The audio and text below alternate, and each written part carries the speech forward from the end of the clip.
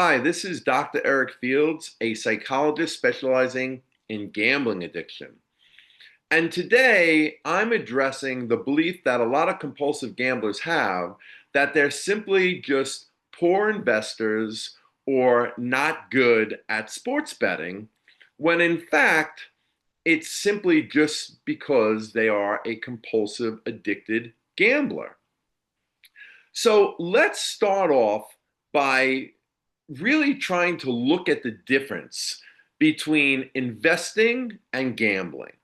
And for our purposes, I'm going to refer to investing in a very generalistic way. Okay? Basically, I'm going to define investing as any activity that involves knowledge, skill, or some kind of positive attribute about you, which could just be patience, right? Sometimes being a good investor simply means being patient, right? But it's some positive attribute about you, okay, that when you do this activity, there is a higher likelihood than chance that you are going to make money. Okay. So when we're looking at gambling, then, and we're looking at the continuum, because this really occurs on a continuum, as we move more towards gambling away from investing, which is a deliberate, thoughtful activity where you're making educational guesses, for lack of a better way of saying it, to an activity that is much more dependent on luck, chance, or randomness. Okay?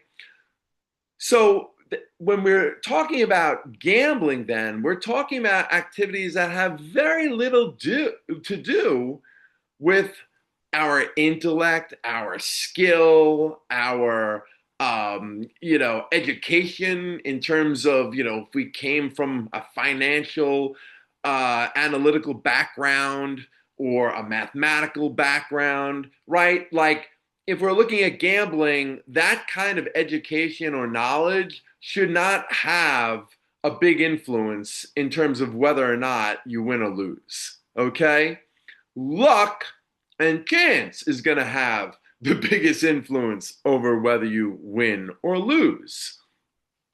So that's the first continuum to consider when we're looking at where does this activity fall in terms of that investing gambling continuum. Okay? Now, the second continuum has to do with the delay of gratification. So, investment activities tend to be activities where gratification is going to be delayed a lot more. Okay? So, when you're picking a stock and you're thinking that it's going to do well, you're thinking it's going to do well in the future, right? And not in the near future. So you're usually talking about months from now, if not years. Okay? Gambling, when we're looking at this continuum, the closer the activity is to gambling, the less delayed that gratification is. Okay? The less of a delay there is going to be from the time that you select that bet, right? And you find out the result. Okay? And so those two continuums are really, really important to look at when you're trying to figure out, am I gambling or am I investing? Okay? And so a lot of times this can get confusing, right? Because, like, think of the term day trading, options trading, right? We don't call it day gambling or options gambling. We call it options trading, right? Sounds the same as any other kind of trading activity that a person might do that would take skill, education, or some kind of knowledge or research, right? But essentially, when you look at, like, let's take options trading, does that meet the requirements for gambling? Is it based on skill or is it based much more on chance or luck? I would argue it's based much more on chance and luck because of the time frame, right? When you're trying to pick moments in time, right? We're not talking about, over the course of months where we can be more confident about what the result might look like, right? And then, even then, if we don't like the result, we can hold that stock, right? And then, so maybe it might take even more time than we thought for us to make a profit. Or at some point, we might sell it and not lose all of our money. Where when you're looking at options trading, that's very different because you're picking a moment in time. And because of that moment in time that you're saying, at this moment, I believe the stock is going to go up and be profitable, that invites all sorts of chance and luck into this. And so many times investors will look at this as an investment activity, but it's really gambling, right? And by the way, no judgment. I'm not here to bash gambling or to say you should never gamble. I gamble from time to time. It's enjoyable as an entertainment hobby, right? But there is a big difference between gambling socially and gambling recklessly and compulsively, which we're going to get into. But getting back to this main premise, you really want to look at any activity, okay, on these two continuums. Does this activity involve a lot of skill and thoughtfulness, research, knowledge, or is it really much more based on luck and chance? Now, I know and I can already hear the arguments from my sports gamblers right now because they're going to argue that, oh no, sports gambling is not that random. You have to know about these players, you got to know about statistics, about teams, and then blah, blah, blah, blah, blah. Listen, at the end of the day, you're betting on human beings. And as an expert in human behavior, patients that I've worked with for years and years and years, I would never dare to make a bet and say, I know that my patient is going to do X this week, right? I'm an expert in human behavior, and I would make that bet on a person that I know very, very well. So if I'm not in a place to make that kind of bet, how could you possibly think you are when you're betting on strangers who you know nothing about? You don't know if the quarterback had a big fight with his wife the night before. You don't even know the extent of some of the players' injuries. And nowadays, you don't even know if the players are being honest and are not kind of fixing or throwing the games. So sports gambling is random. You are betting on players that you know nothing about. And not even one player, a team of players. And so when we're betting on a team of players or a group of people, right? That may be even more difficult to predict because it's not just about a person, it's about a team and how these players are going to, work together and how they're going to feed off of each other or not, right? And then how this team is going to do against another team, right? So just because team A is better than team B, that's better than team C, doesn't mean team C can't beat team A. And this just kind of proves that betting on sports is very random. And while I will admit that there is some skill involved, it's much more random and due to chance. Okay? So, like, let's look at poker gambling, okay? Poker gambling for me is definitely much more due to skill than sports gambling. How do I know this? Because I watch the World Series of Poker, and it seems like the same players always make it to that final table.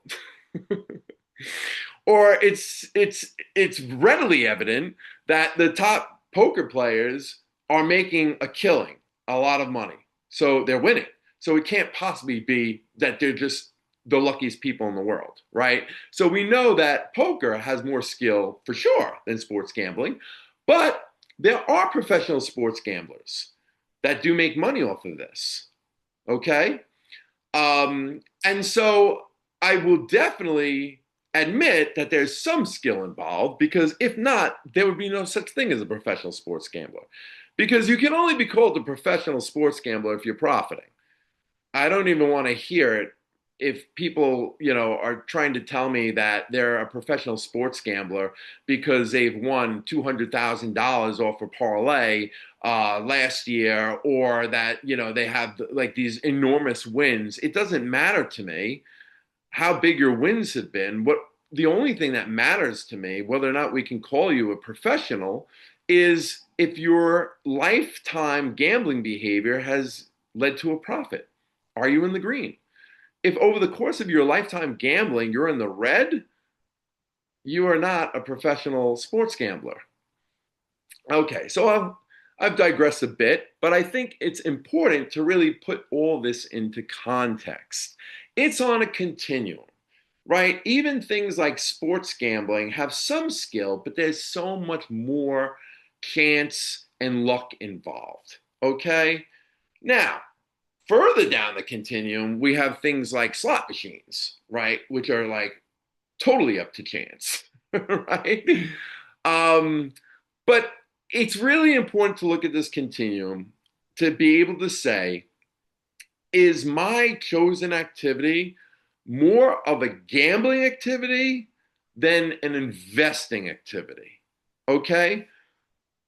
People tend not to be compulsive about true investment activities, activities that are primarily or much more so based off of skill, intellect, knowledge, research, that kind of thing, right? Just, people that we look at as like financially savvy or investment savvy individuals, right?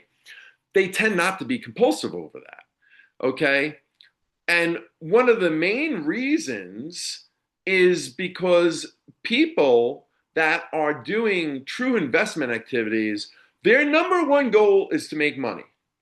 And I don't think any of you out there would contest that, right? If you are calling yourself an investor, then your main goal is to make money, unless you're calling yourself an investor, but you're really a compulsive gambler. And then I would argue that you might think your main goal is to make money, but it's not. As a compulsive gambler, your main goal is to get high. What do I mean by that? Do you not want to make money? Of course you want to make money, but that's not your main goal. That's a secondary goal. It's a secondary benefit, right? If you get high and you have that thrill and the risk and you make money, yes, I'm sure that you are really, really loving that outcome, right? But your main goal is always going to be based on, am I going to get high from this, and how high am I going to get from this, right? Which leads me to some attributes about compulsive gamblers. Compulsive gamblers, they want to create unnecessary risk, because with real risk, right, a lot of risk creates a thrill or a rush from them. And before they even get the result or the outcome, that high about, oh my gosh, I have so much money on this, I could lose it, right? That high is so addictive. It's so, so addictive, so much more addictive than winning the money. Okay? So I started off this talk about, compulsive gamblers having this belief that they're not doing well just because they are not good at this, right? And at this point, you should be able to see one of the main reasons you're not good at this is because no one's really good at gambling, right? Because it's random and it's based off of luck, or I should say, very few people are really good at gambling, especially like really random gambling that is all the way over on that side of the continuum, right? That is based off of virtually no skill. Like think of like slot machines. It would sound ridiculous for somebody who plays the slot machines to say, I am great at the slot machines. It doesn't even make any logical sense. You can't be great at slot machines because they're random. You can be lucky at slot machines, and there are some people out there. You can be lucky at winning the lotto, but you can't be a good lottery player. You can't be a good slot machine player, right? And yes, you can be a good poker player, but most of us will not be a good poker player. Most of us will succumb to the chances and the luck of that's involved in poker, right? Only a few people can really be good poker players. And most of the reason they're good poker players is because they know a lot about psychology. It's not even about the cards. It's about knowing how to play your hands, right? Knowing how to play the opponent, okay? Sports gamblers, same thing. Yeah, there are some sports gamblers, some professional sports gamblers who are good at it, right? In the sense that they're turning a profit. And we can't say that's just due to luck or chance if they keep turning a profit year in and year out. But for most of us, we're going to succumb to the luck and chance variations that are always going to be inherent in sports gambling, right? Many of us simply just don't have the patience. You know, I started off our conversation talking about the difference between investing and gambling. And I said investing has so much more to do with positive attributes, right? Like having some kind of skill or knowledge, right? And I said, and it even could be just being more patient, right? So what's interesting to me is I think a lot of professional sports gamblers and professional poker players are so good at what they do because they're just more patient, right? Really, when it comes down to it, like I think that's like in large part, why they're so good at it. That yes, certainly with poker, like that has more to do with skill, but either or, it's still so much more about them being more patient than the average person. The average person is just not that patient. It doesn't make them a compulsive gambler. It just means that in order to profit from some of these types of gambling, you have to be so much more patient than the average person, right? A sports gambler, a professional sports gambler, many weeks will not turn a profit and they'll be okay with that. At the end of the day, they just want to be in the green at the end of the year, right? They can wait. They are masters of waiting. Same thing for professional poker players. They can wait till they get that good hand or for them to like feel like, oh, they got a psychological edge on their opponent. They're patient, okay? So when you are telling yourself that you're just not good at this, you have to be able to look at what the actual behavior is that you're talking about. And if, according to our definition, it's a lot more gambling than investing, then by definition, you're not going to be good at it, right? Hardly anyone is. Very rare the person that is good at gambling, okay? And then that brings me to my second way of kind of disputing this belief about whether or not you're good at gambling. And that has to do with your goal, right? If your main goal is to get high from this, then yeah, if you're defining being good at it as making money, right? But your main goal is to get high from this. Well, those two goals are mutually incompatible. You can't consistently get high and make money from gambling. You just can't do it. You could do it once in a while. Every now and then, the stars are aligned and you win and get high. But if your main goal is to get high from this activity, then you are going to have to create unnecessary risk and play recklessly because that's where the high comes from. So again, it's not about being bad at sports gambling or being bad at what you're calling investing, whether it be day trading, cryptocurrency trading, options trading, right? It has to do with your goal. It has to do with the nature of the activity, okay?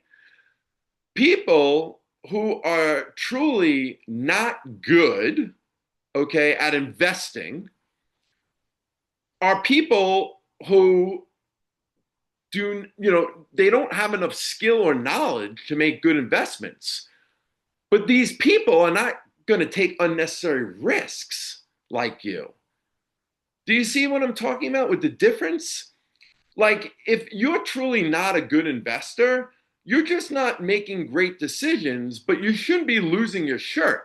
Do you know what I'm saying? Because you should inherently know that you're not that good at investing and or should know that, you know, there's some risk involved and I don't feel as confident in terms of my past results. And so therefore your stock picks or what have you, they should be more conservative in terms of how much money you're placing on these stocks, or how much money you're buying these stocks for, right? Because you're not a good investor.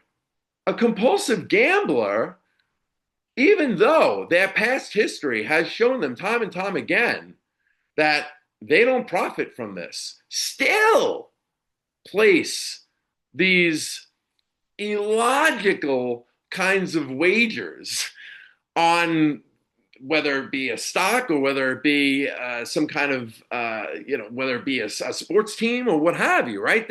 They're putting so much more money than they should on these types of bets and wagers.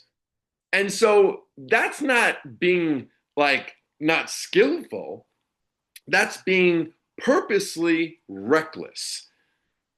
So this is Dr. Fields. I hope you found this educational and informative and helpful. The main premise of this video today is to help you discern whether or not you're actually just not good at investing or gambling, or whether or not you're a compulsive gambler. And chances are, if you're not profiting and time again you're losing and you keep being in the red year in and year out, chances are super high that you're a compulsive gambler, especially if the losses are really significant. Because if you're just like a poor investor, then yeah, you might be in the red and you're losing money, but you shouldn't be losing that much money. If you're losing tons of money year in and year out, chances are high you're a compulsive gambler. And it's not about you not being good at investing or gambling or whatever you want to call it. It just simply means you have a gambling addiction. And if you've come to this determination and you live and work in New York City and you're looking for help with this, please feel free to reach out to me today.